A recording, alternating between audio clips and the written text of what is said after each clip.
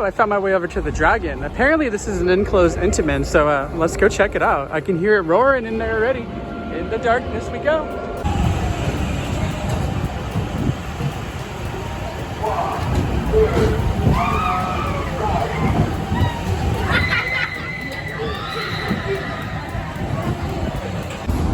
And just like that, I found my way inside. Let's go ride.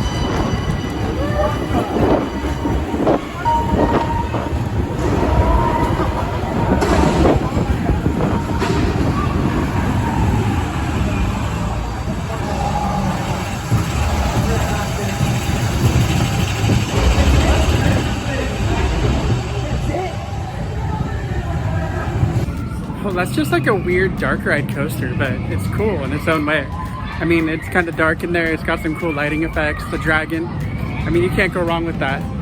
Well, guys, thank you for watching this POV of this awesome coaster here at Ronde. Please be sure to like, comment, share, subscribe here on YouTube, because you never know what other random POVs I might film for you.